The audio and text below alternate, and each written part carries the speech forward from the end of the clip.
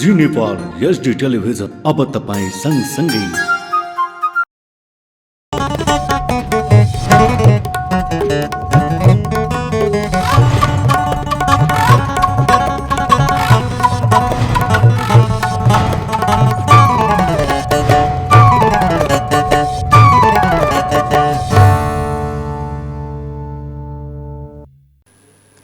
नमस्कार, जी नेपाल न्यूजमा यहाँहरूलाई स्वागत छ। म कविता चापागाई।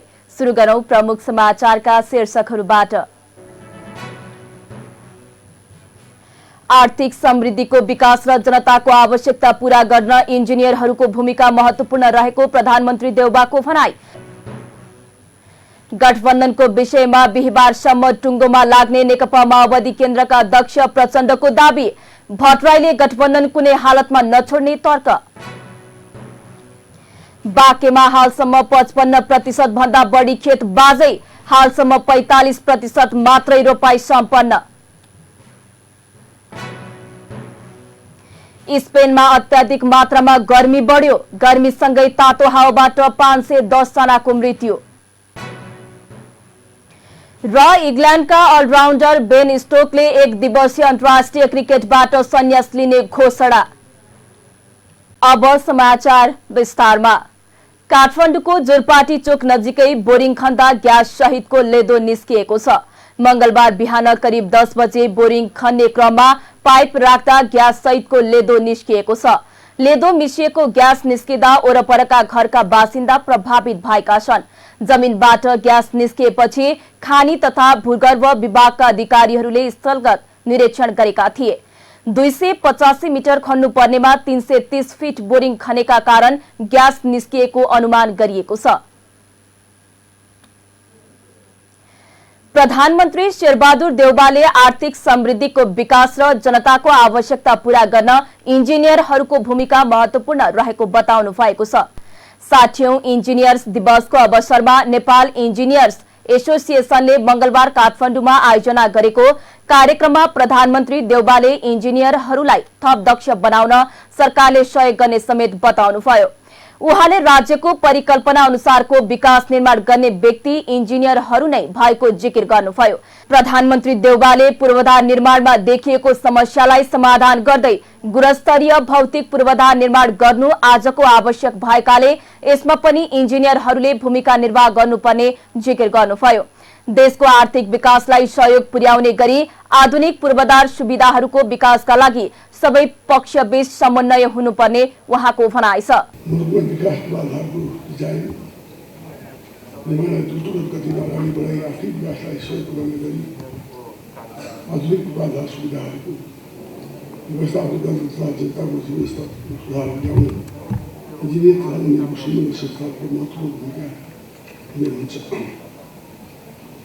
राष्ट्रिय विकास र आर्थिक समृद्धिको बाटो खोल्न र जनताका आवश्यकता सामाजिक सोच अनुभव राज्यको परिकल्पना अनुसारको विकास निर्माणमा अग्रणी भूमिका निर्वाह गर्ने इन्जिनियरहरू नै हुन्।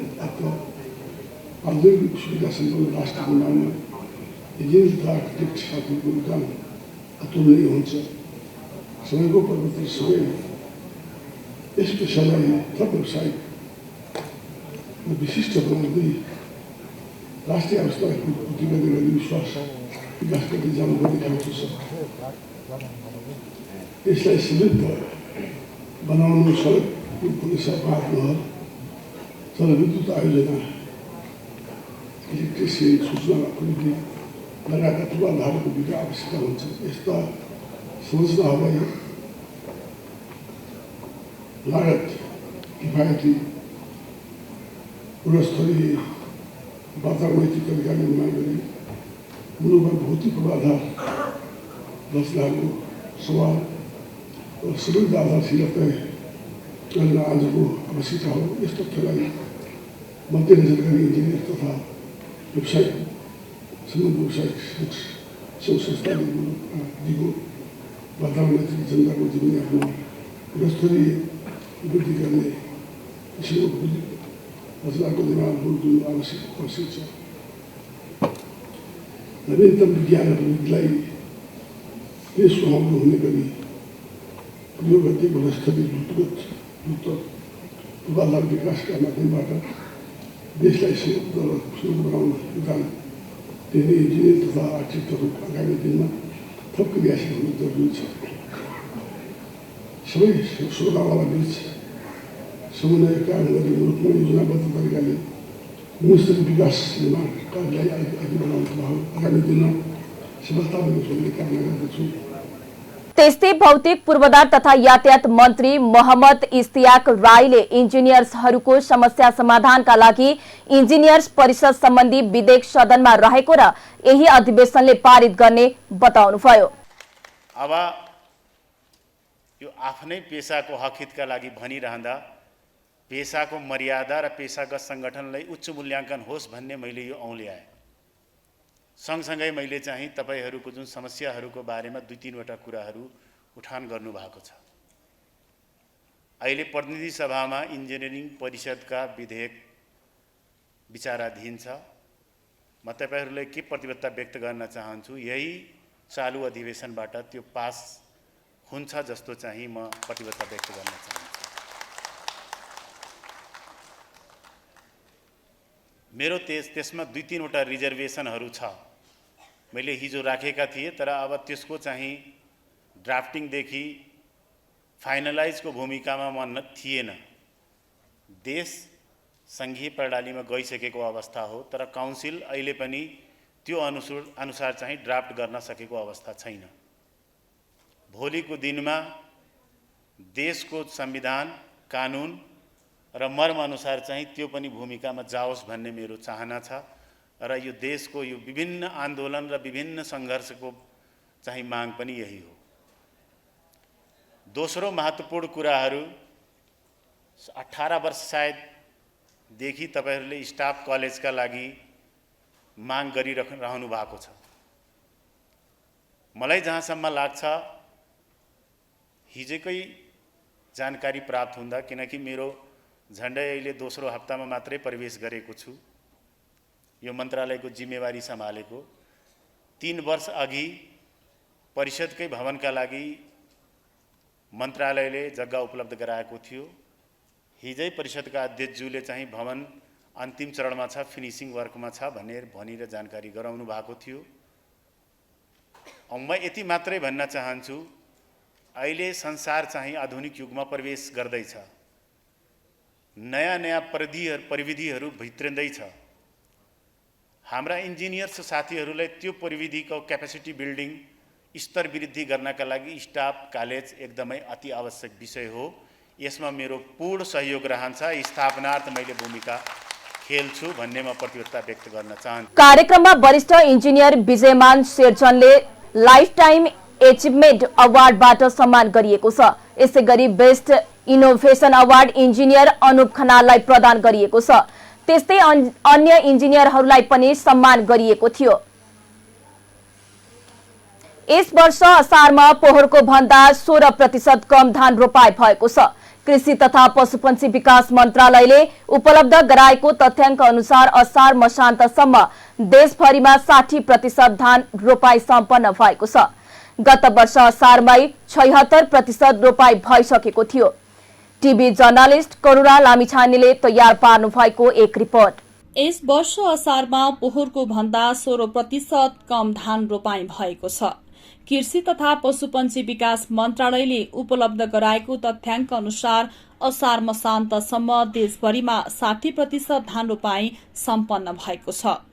गत वर्ष असारमै 76% रोपाई भइसकेको थियो। केही स्थानमा ढिलो गरी मनसुन शुरू भएकाले यस वर्ष रोपाईको प्रतिशत घटेको मन्त्रालयको भनाइ छ। मन्त्रालयका प्रवक्ता प्रकाश कुमार सञ्जेलका अनुसार प्रदेश 1, मध्य प्रदेश र लुम्बिनी प्रदेशमा मनसुन ढिला गरी शुरू भएकाले रोपाई ढिलाइ भएको हो। मनसुन पुनः सक्रिय हुन साथ साउन 15 सम्ममा ती प्रदेशमा सामान्य हिसाबले रोपाई भइसक्ने उनले बताए। मन्त्रालयका अनुसार यसपालि असार मसान्तसम्ममा प्रदेश 1 मा 49% रोपाई भएको छ। गत वर्ष यस्तो प्रतिशत 64 थियो। प्रदेश 1 मा 3,40,829 हेक्टर जमिनमा धान खेती हुन्छ। मध्य प्रदेशमा पोहोरको तुलनामा 30% कम रोपाई भएको छ। उक्त प्रदेशमा पोहोर असारसम्म 69% रोपाई सकिएकोमा यसपालि 39%मा सीमित छ। मध्य प्रदेशमा 4,05,000 हेक्टरमा धान खेती हुन्छ। बागमती प्रदेशमा गत वर्ष 78% रोपाई सकिएकोमा यस वर्ष 65%मा सीमित छ। 1,20,000 हेक्टरमा धान रोपाई हुन्छ। गण्डकी प्रदेशमा भने रोपाईको प्रतिशत बढेको छ। उक्त प्रदेशमा पोहोर असारमा 72% रोपाई सकिएकोमा यस वर्ष 79% पुगेको छ। गण्डकीमा 1,03,000 हेक्टरमा धान खेती हुन्छ। लुम्बिनी प्रदेशमा 75% र कर्णाली प्रदेशमा 56% रोपाई सकिएको मन्त्रालयको भनाइ छ। पोहोर असारभित्र लुम्बिनीमा 87 र कर्णालीमा 82% रोपाई सकिएको थियो। लुम्बिनीमा 3,20,000 र कर्णालीमा 68,800 हेक्टरमा धान खेती हुन्छ। सुदूरपश्चिम प्रदेशमा सबैभन्दा बढी धान रोपाई सकिएको छ। उक्त प्रदेशमा हालसम्म 87% रोपाई सकिएको छ। पोहोर असारसम्ममा सो प्रदेशमा 91% रोपाई सकिएको थियो। सुदूरपश्चिममा 1,78,100 हेक्टरमा धान खेती हुन्छ। मन्त्रालयका अनुसार नेपालमा 15,44,000 हेक्टरमा धान खेती हुन्छ। मन्त्रालयले रोपाई कम हुनुमा मनसुनलाई दोष दिए पनि किसान मल अभावको पनि उत्तिकै हात रहेको बताउँछन्। कृषिका लागि खाद्य अभियानका संयोजक उद्धव अधिकारीले यस वर्ष धान रोपाईको प्रतिशत घट्नुमा मनसुन एउटा कारण भए पनि मल अर्को मुख्य कारण रहेको बताए। नेपालमा वार्षिक करिब 7 लाख मेट्रिक टन रासायनिक मल आवश्यक पर्ने भए पनि सरकारले हालसम्म 2,19,000 टन मात्रै ल्याएको छ। यसले गर्दा रोपाईको सिजनमै देशभर मल अभाव चर्केको छ। जी नेपाल टेलिभिजनका लागि क्यामेरामा छविराम पराजुलीका साथ करुणा, काठमाडौँ। काठमाडौँ महानगरपालिकाले पहिलो पटक अत्याधुनिक दमकल खरिद गरेको छ। यसअघि दाताले डोनेसनमा दिएको दमकलले नै काम चलाउँदै आएकोमा यसपालि आफ्नै बजेटबाट किनेको हो। खरिदको लागि टेन्डर आह्वान भएको 1 वर्षपछि 3वटा दमकल काठमाडौँ आइपुगेको छ। इन्डोनेसियाबाट खरिद गरिएका यी दमकल आधुनिक प्रविधिले सुसज्जित रहेको बताइएको छ। महानगरका पूर्व मेयर विद्यासुन्दर साक्यको पालामा गत वर्ष दमकल खरिदको प्रक्रिया अघि बढेको थियो। सबै प्रक्रिया पूरा गर्दा दमकल ल्याउन ढिला भएको काठमाडौँ महानगरपालिकाका विपद व्यवस्थापन विभागका निर्देशक रविनमान श्रेष्ठले बताउनुभयो। 3वटा दमकलको $5 लाख खरिद सम्झौता भएको थियो। सम्झौता अनुसार 3वटा दमकल खरिद गर्न 6 करोड रुपैयाँ भन्दा बढी खर्च भएको श्रेष्ठले बताउनुभयो। एउटाको 2 देखि 2.5 करोड रुपैयाँ पर्न गएको छ। दमकल ल्याउँदा लाग्ने करहरूको हिसाब गर्न बाँकी रहेको उहाँको भनाइ छ। नयाँ दमकलले 10 तलासम्मको आगो निभाउने क्षमता राख्दछ। दमकलमा बत्ती र फोमहरू छन्। पानी नभएको बेलामा पनि फोमबाट आगो निभाउन सकिनेछ भने सागुरो गल्लीमा पनि सजिलै आगो निभाउन सकिन्छ। यसअघि महानगरसँग 8वटा पुराना दमकल रहेकोमा 3वटा मात्रै सञ्चालनमा रहेको थियो। महानगरले यो वर्ष पनि दमकल खरिदको लागि 12 करोड रुपैयाँ बजेट छुट्याएको छ। काठमाडौँलाई 9वटा दमकल आवश्यक पर्ने महानगरको अनुमान छ। यसै वर्ष थप 3वटा दमकल खरिद गर्न सकिनेछ।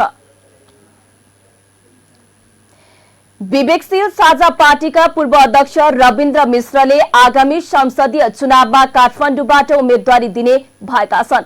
अघिल्लो चुनावमा लडेको क्षेत्र नम्बर 1 बाटै उनले दोस्रो पटक लड्ने तयारी गरेका हुन्। काठमाडौँ 1 बाट उम्मेदवारी दिने निश्चित भए पनि विवेकशील साझाबाटै लड्ने वा त्यसबाट अलग भएर स्वतन्त्र उठ्ने भन्ने तय भइ नसकेको मिश्र निकट स्रोतको भनाइ छ। विवेकशील साझामा तीव्र विवाद उत्पन्न भएसँगै स्थानीय चुनावमा पार्टीले खराब नतिजा बेहोरेपछि मिश्रले पार्टीको अध्यक्षबाट राजीनामा दिनुभएको थियो। अहिले उनी सो पार्टीको साधारण सदस्यका रूपमा छन्। मिश्रले राजीनामा दिएपछि विवेकशील साझा भत्ताभुङ्ग अवस्थामा छ। पार्टीको एउटा बैठक समेत बस्न सकेको छैन। कसैले कसैलाई टेर्ने अवस्था छैन। कतिपयले मिश्रलाई नेतृत्वमा फर्कन पनि सुझाव दिएका छन्। तर पार्टीले आफ्नो विचारलाई ग्रहण नगर्ने अवस्थामा आफू नेतृत्वमा नफर्किने उहाँले स्पष्ट पार्नुभयो। केही समय अघि विवेकशील साझा र राप्रपा बीच एकताको चर्चा चलेको थियो। मिश्रले राप्रपा अध्यक्ष राजेन्द्र लिङ्गदेनसँग केही चरण वार्ता गर्नुभएको थियो। मिश्रले अघिल्लो संसदीय चुनावमा काठमाडौँ 1 बाट उम्मेद्वारी दिनुभएको थियो। त्यसबेला कांग्रेसका प्रकाशमान सिंहले उहाँलाई झिनो अन्तरले हराएका थिए। नेकपा माओवादी केन्द्रका अध्यक्ष पुष्पकमल दाहालले गठबन्धनको सम्बन्धमा बिहिबारसम्म टुङ्गो लाग्ने बताउनु भएको छ।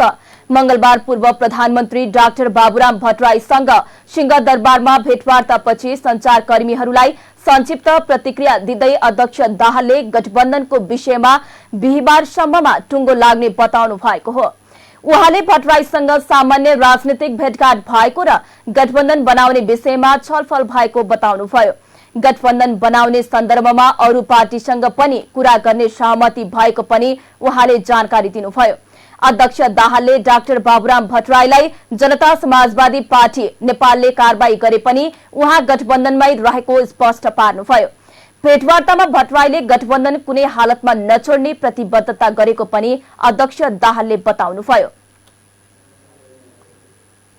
जी नेपाल न्यूजमा अब एकैछिन विश्राम भन्दा अगाडि प्रमुख समाचारका शीर्षकहरू।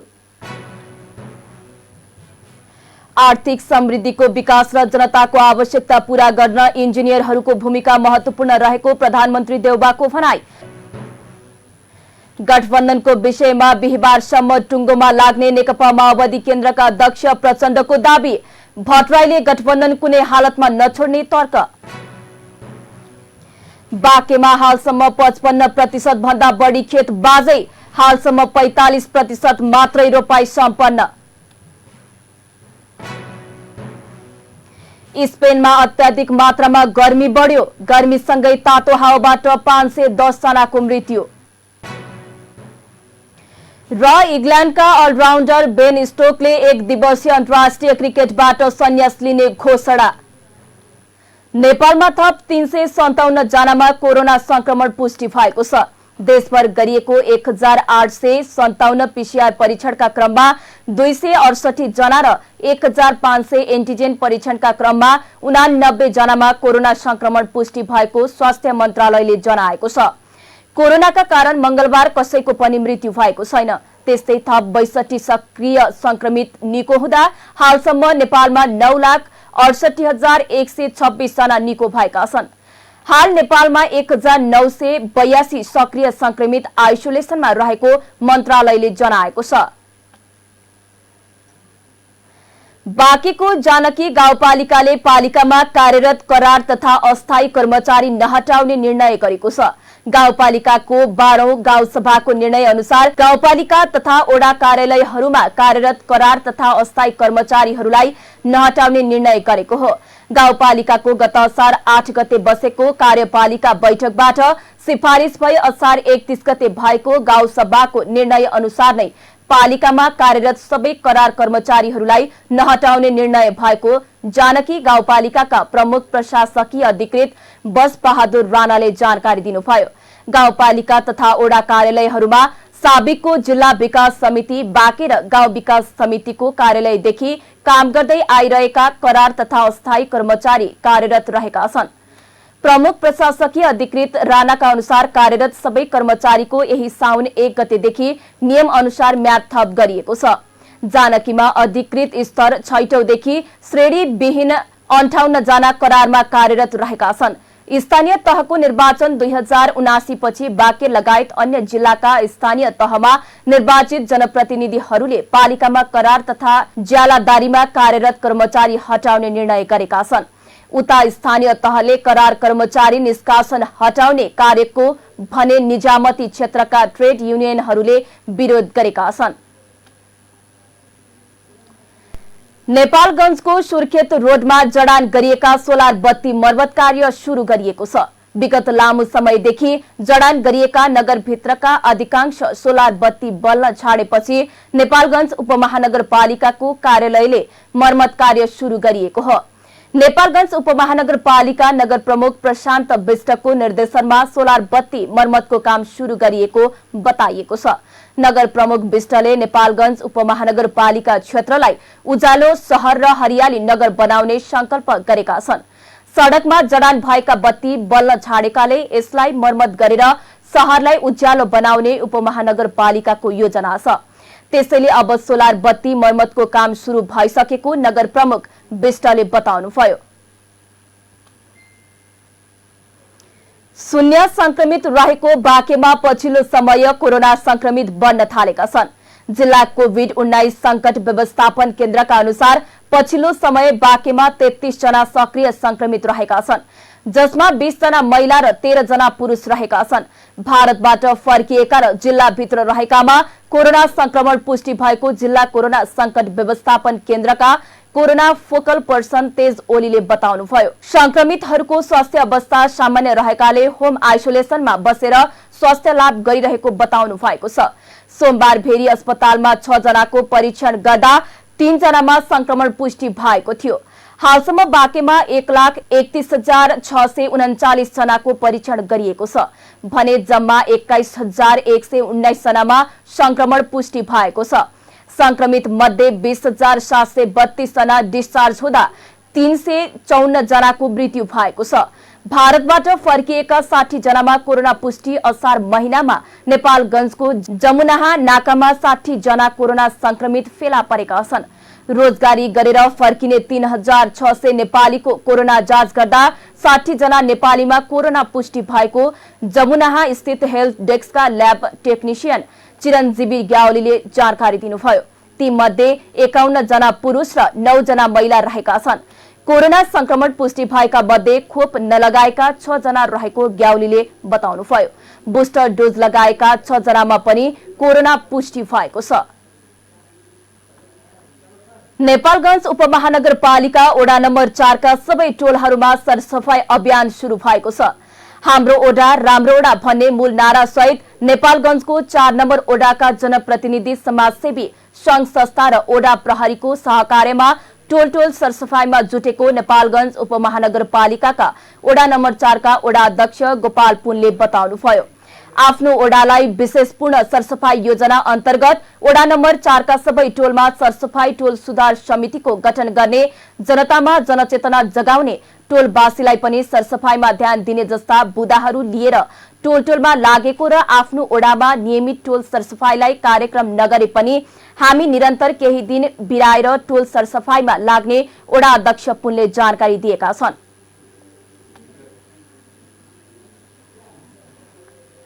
साउन महिनाको पहिलो सातासम्ममा पनि बाँकेमा मनसुन सक्रिय नहुँदा ब्याड सुक्ने र खेतबारीमा धाजा फाट्न थालेको छ। साउन सुरु भइसक्दा समेत वर्षा नहुँदा बाँकेमा हालसम्म 55% भन्दा बढी खेत बाँझै छन्। जिल्लामा हालसम्म 45% मात्रै रोपाई सकिएको कृषि ज्ञान केन्द्र नेपालगञ्जले जनाएको छ। सबैभन्दा बढी रोपाई सिक्टाको नहरले धेरै ठाउँ छोएको राप्ती सोनारी गाउँपालिकामा भएको केन्द्रले जनाएको छ। नहरका कारण राप्ती सोनारीमा सबैभन्दा बढी 85% रोपाई भएको र नरैनापुर गाउँपालिकामा सिंचाई सुविधा नहुँदा हालसम्म 5% मात्रै रोपाई भएको केन्द्र नेपालगञ्जका प्रमुख सागर ढकालले बताउनु भएको छ। गत वर्ष यो समयमा बाँकेमा करिब 97% रोपाई सम्पन्न भइसकेकोमा अहिले 45% रोपाई भएको छ। प्रमुख ढकालका अनुसार जिल्लामा 45% धान रोपाई भए पनि मनसुनी वर्षा नहुँदा अधिकांश खेतमा धाजा पर्न थालेको छ। वर्षा नहुँदा नरैनापुर 4 का नरेश वर्माको बोरिङ गरेर रोपाई भएको खेत पनि धाजा फाटेर चिरिएको छ। आकाशे पानी नपरेसम्म धान उत्पादन हुन नसक्ने वर्माले गुनासो गर्नुभयो। साउनको पहिलो सातासम्म पानी नपरेकाले करिब 15% धान उत्पादनमा कमी आउने केन्द्र नेपालगञ्जको अनुमान छ। अब अर्थ समाचार। शेयर बजार परिसूचक नेप्से आज बुधबार सामान्य रूपमा बढेको छ। असारको 28 गते यता 7 दिन कारोबार भएकोमा 7 दिन नै शेयर बजार बढेको हो। शेयर बजार परिसूचक नेप्से आज मंगलबार 16.20 अंकले बढेर 2045.63 बिन्दुमा पुगेको छ। कारोबार भएका सबै समूहको शेयर भने सामान्य बढेको छ। आज 213 वटा कम्पनीका 57,13,000 किता शेयर 2 अर्ब 29 करोड 93 लाख रुपैयाँमा कारोबार भएका छन्। सबैभन्दा धेरै शिवम सिमेन्टको 15 करोड 97 लाख र एभरेस्ट बैंक लिमिटेडको 10 करोड रुपैयाँको शेयर किनबेच भएको छ। आज इमर्जिङ नेपालको शेयर 8 र गणपति लघु वित्तको शेयर 7% बढेको छ। समग्र बजार बढे पनि म्युचुअल फण्ड समूहका धेरै कम्पनीको भाव घटेको छ। अब अन्तर्राष्ट्रिय समाचार। स्पेनमा केही समयदेखि अत्याधिक मात्रामा गर्मी बढेको छ। गर्मीसँगै तातो तातो हावा समेत चलेको छ। तातो हावाबाट मानिसहरूको ज्यान गइरहेको स्वास्थ्य मन्त्रालयले जनाएको छ। स्पेनको मन्त्रालयले दिएको जानकारी अनुसार सोमबारसम्म तातो हावाबाट ज्यान जाने संख्या 510 पुगेको छ। मन्त्रालयले यहाँको तापक्रम 45 डिग्री सेल्सियससम्म पुगेको जनाएको छ। जुलाई 10 तारिकदेखि गर्मी सुरु भएको हो। गर्मीका कारण त्यहाँका जनजीवन निकै कष्टकर बनेको छ। स्वास्थ्य मन्त्रालयले तातो हावा सुरु भएको हप्ता जुलाई 10 देखि 16 तारिकसम्म मात्र यहाँ 150 जनाको ज्यान गएको जनाएको छ। यसरी ज्यान जानेमा अधिकांश ज्येष्ठ नागरिक रहेका छन्। गर्मी अझै बढ्ने देखिएको र यसबाट ज्यान जानेको संख्या थप बढ्न सक्ने भन्दै सतर्कता अपनाउन त्यहाँको स्वास्थ्य मन्त्रालयले सूचना जारी गरेको छ। अब खेल समाचार।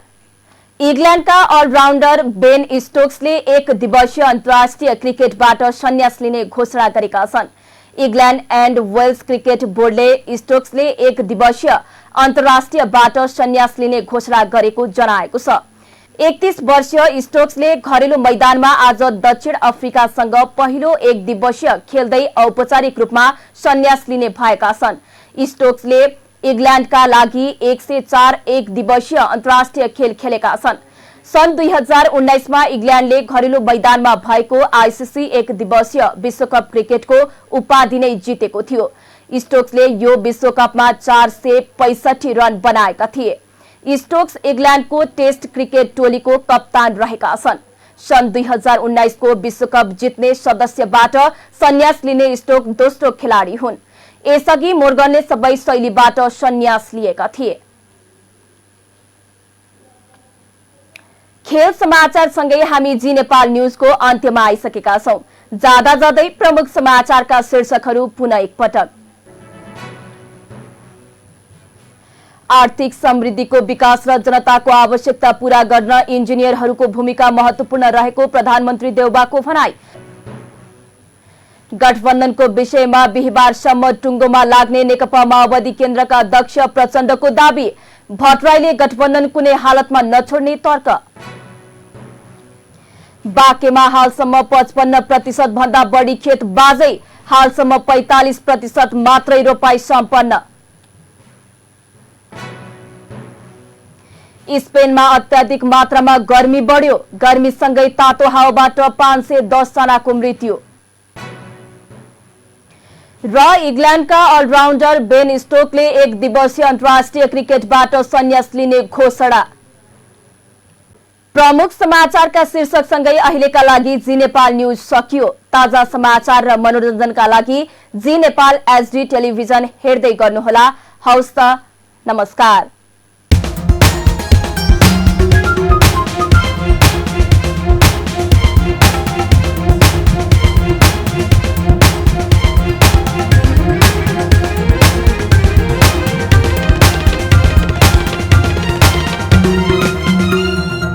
जी नेपाल एचडी टेलिभिजन अब तपाईं सँगसँगै